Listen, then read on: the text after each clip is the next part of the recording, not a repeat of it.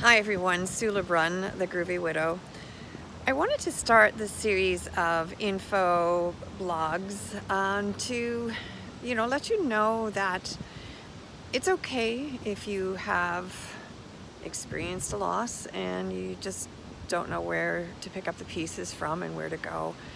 When this first happened to me in 2012, I know that I'm an incredibly strong woman, and I said to everybody that I'll be fine, and I was fine. And in fact, I was able to get on an airplane within a month after losing my late husband Luke and go to a business conference. I felt that it was actually more cathartic.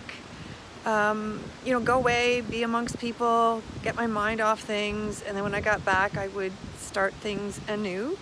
And that's exactly what I did. But before I left, I had said to my sons, who were in their 30s, and their wives, just find me a house, find me somewhere I could move to, because I had been renting an apartment to deal with the last few months of my late husband's illness. He died of skin cancer, melanoma. It had reoccurred after 32 years of absence. He'd had it when he was first 27, and then he passed away at age 59.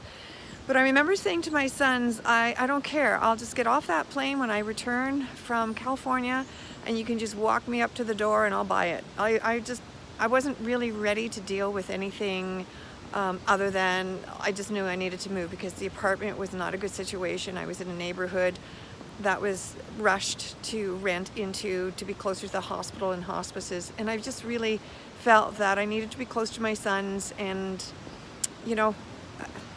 it was unfortunate. I had to leave my home, which was an hour and a half away, and I wanted to be closer to my family who could help me get through the coming months, because it was late fall and we were coming into Christmas.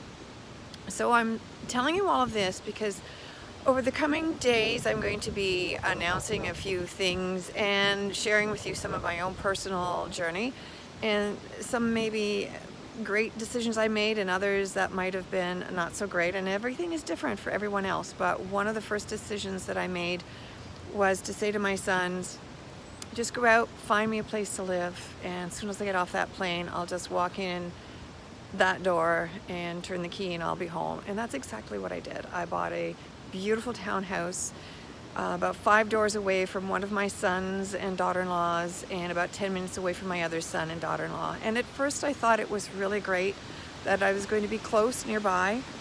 But here's the thing.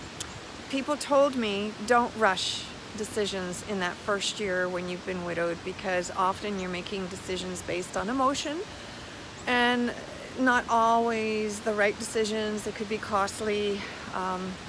One just never knows.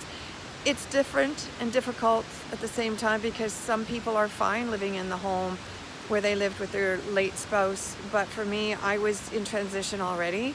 I had left my home, and it was a country home, and I did not want to go through winter living in a country setting with no close neighbors and snow and worrying about heat and wood and all of that. I wanted to be in the big city with my family who could help me get through, especially like 2 months later, my very first Christmas alone. But I'm sharing this with you because when I look back, I know now that that was a mistake to buy that house, because 11 months later I sold it.